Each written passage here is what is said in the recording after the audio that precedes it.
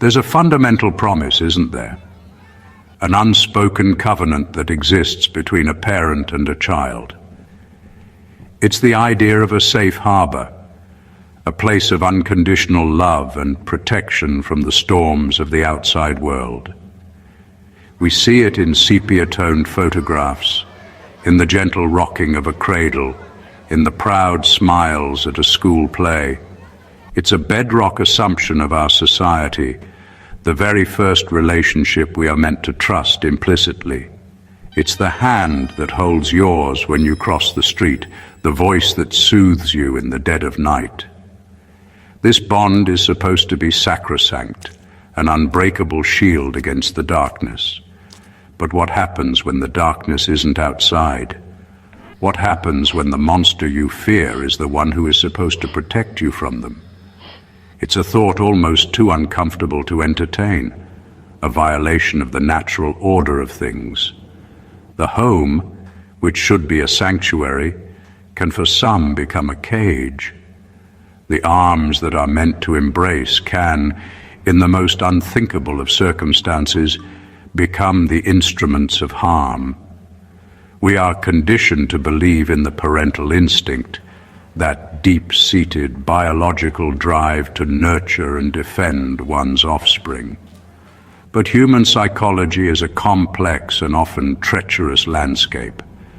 It contains peaks of profound love and altruism, but it also holds dark, unexplored valleys where that instinct can become twisted, warped, and ultimately extinguished entirely, leaving something else in its place, something cold and unrecognizable.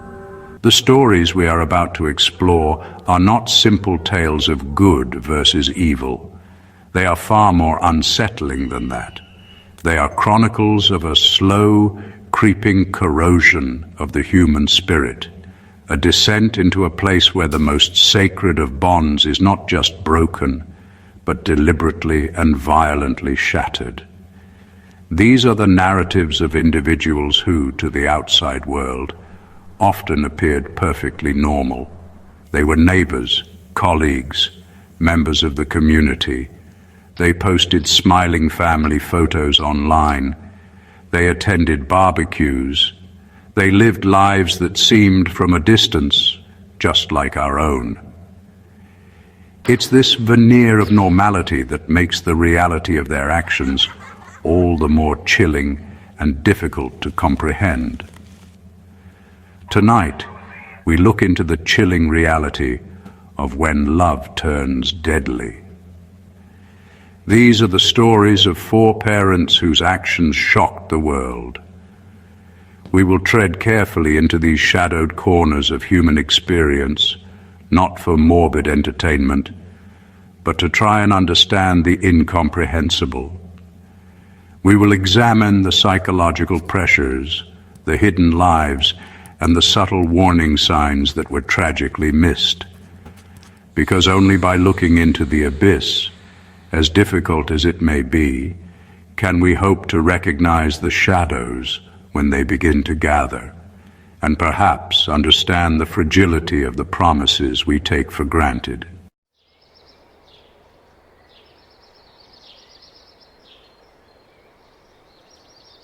On the surface, the Watts family of Frederick, Colorado, seemed to be living the American dream.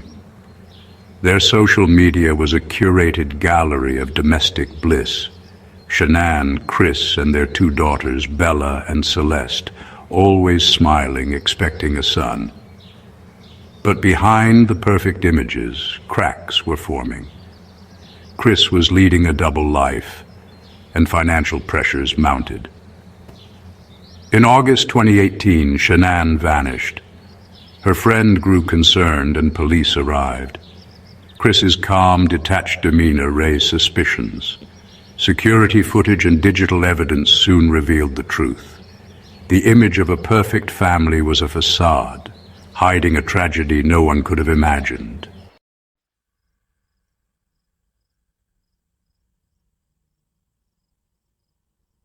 On a dark, rural road in Oregon on the evening of May 19, 1983, A car sped towards a hospital, its driver frantically honking the horn. Inside was Diane Downs and her 3 children. Christy, aged 8, Cheryl, aged 7, and Danny, aged 3. All 3 children had been shot. Cheryl was already dead, and Christy and Danny were gravely wounded. Diane herself had a superficial gunshot wound to her arm. She claimed a bushy-haired stranger had flagged her down on the remote road, attempted to carjack her, and then, for no apparent reason, opened fire on her and her children before fleeing into the night. It was a story of a random, senseless act of violence. To the emergency room staff who rushed out to meet her, Diane's behavior was immediately unsettling. While her children were bleeding, dying, and fighting for their lives, she seemed remarkably composed, even nonchalant. Her primary concern appeared to be for herself and for her car, which was now a crime scene. Nurses and doctors would later testify to her strange detachment, a complete lack of the hysteria or profound grief one would expect from a mother in such a horrific situation. This emotional disconnect was the first red flag, a subtle but deeply disturbing sign that Diane Downs' story of the bushy-haired stranger might not be the truth. As police began their investigation, they were met with the same perplexing behavior. Diane's account of the attack was vague and inconsistent. She seemed more interested in recounting the event with a sort of dramatic flair than in providing details that could help capture the supposed attacker. She spoke of the incident with an eerie calmness, her emotional state fluctuating bizarrely. One moment she would seem distressed, the next she would be making inappropriate jokes or flirting with hospital staff. This was not the behavior of a traumatized victim, but of someone performing a role, and performing it poorly. The narrative she presented was that of a devoted single mother, a victim of a cruel twist of fate. But the cracks in this narrative appeared almost immediately. Investigators began to dig into Diane's life, and what they found was a woman obsessed with a man who didn't want her or her children. Her ex-lover, Robert Knickerbocker, had made it clear that he had no interest in being a father to someone else's kids.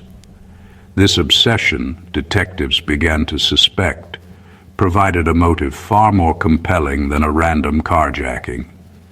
They started to believe that Diane's children were not the victims of a stranger, but obstacles that she had decided to remove. The investigation quickly zeroed in on Diane Downs herself. Her story of the bushy-haired stranger was flimsy from the start. A thorough search of the crime scene and the surrounding area yielded no evidence of a second car, no footprints of an unknown assailant, and no discarded weapon. The only evidence present pointed directly back to Diane. Gunpowder residue was found on the driver's side door panel and on her left hand, inconsistent with her story of an attacker firing from outside the vehicle. The physical evidence was telling a very different story from the one she was so calmly reciting to anyone who would listen. Detectives also discovered Diane's diary, a find that provided a chilling window into her psyche. The pages were filled with her obsessive infatuation with Robert Knickerbocker. She wrote about her desperate love for him and her frustration that her children were an impediment to their relationship. The entries revealed a profound narcissism and a startling lack of maternal feeling. Her children were often described as burdens, inconveniences that stood in the way of her own happiness. The diary was not the journal of a loving mother. It was the manifesto of a woman willing to do anything to get what she wanted. The most damning evidence, however, would come from the one person who knew the truth, her surviving daughter, Christy. 8 years old at the time of the shooting, Christy had suffered a stroke that initially left her unable to speak. Diane seemed to believe that her daughter would either die or be unable to implicate her. She would visit Christy in the hospital, and nurses observed her behaving strangely, seemingly trying to physically harm her daughter or disrupt her recovery. But Christy was a fighter. Slowly, painstakingly, she began to recover her ability to communicate, and with it, the memory of that terrible night. Weeks after the shooting, as she regained her strength and her voice, Christy was able to tell prosecutors what really happened. There was no bushy-haired stranger. There was only her mother. She described how her mom had pulled the car over on that dark road, pulled out a gun and shot all 3 of her children one by one. It was a testimony of unimaginable horror, a child's account of the ultimate betrayal. The prosecution now had its star witness. The facade Diane Downs had constructed was about to be shattered in a courtroom by the quiet, courageous voice of the daughter she had tried to silence forever.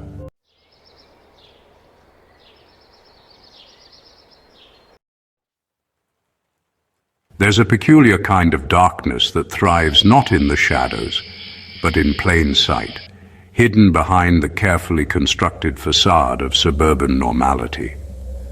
In Paris, California, a seemingly unremarkable house on a quiet street held a secret of unimaginable cruelty. From the outside, the Turpin family, with their 13 children, appeared perhaps a little eccentric, a large, home-schooled religious family who kept to themselves. David and Louise Turpin presented themselves as loving, if slightly overprotective, parents. They even renewed their vows at an Elvis chapel in Las Vegas, their children in matching outfits, smiling for the camera.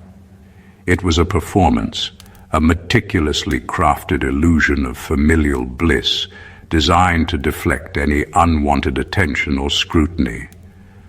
But what lies behind the forced smiles and matching plaid?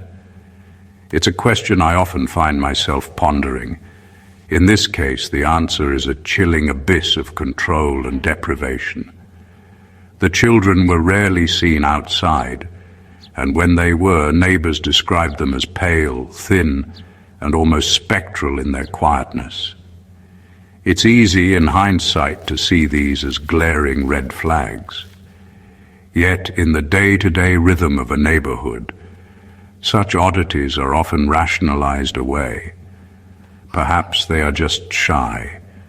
Perhaps their parents are just strict. The mind tends to search for the ordinary explanation, recoiling from the monstrous possibility that something truly terrible is happening just a few feet away, behind a closed door.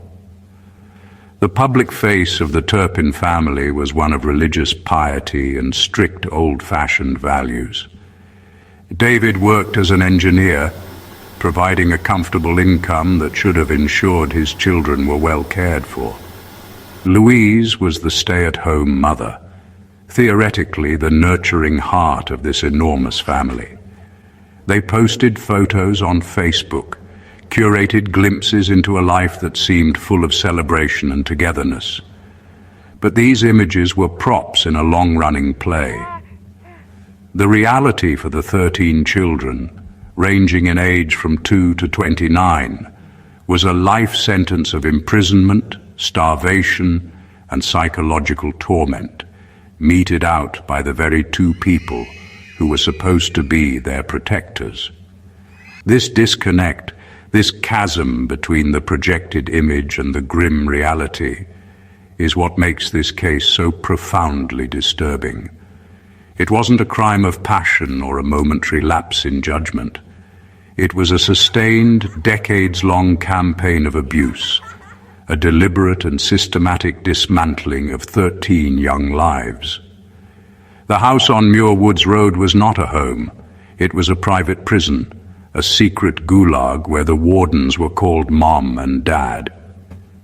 The normalcy of the setting, the trimmed lawn, the suburban street, only serves to amplify the horror of what was unfolding within its walls, a testament to the terrifying secrets that can fester behind the veneer of the ordinary.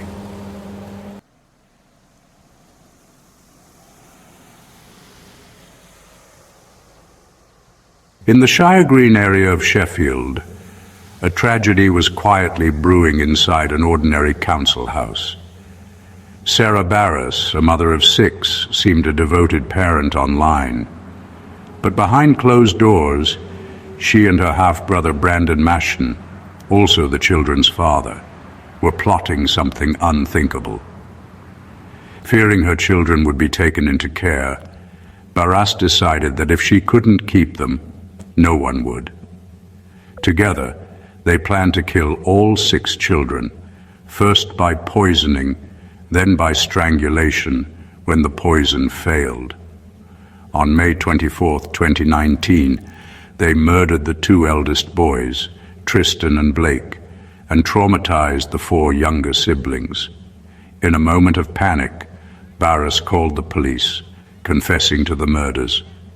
The community was left in shock as the truth emerged, a calculated, cold-blooded betrayal by those meant to protect.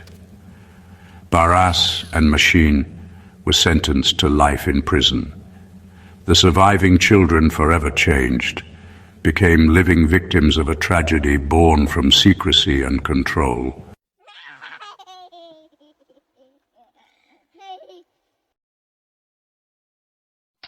Looking back at these stories of Chris Watts, Diane Downs, the Turpins, Sarah Barrass, and Brandon Machin, it's easy to feel a sense of despair. They represent the ultimate betrayal, the absolute inversion of what a parent should be. They force us to confront a deeply uncomfortable truth, that the capacity for profound evil can exist in the most intimate of family settings, hidden behind closed doors and curated smiles. These are not just sensational headlines. They are human tragedies, stories of lives cut short and futures stolen by the very people who should have cherished them most.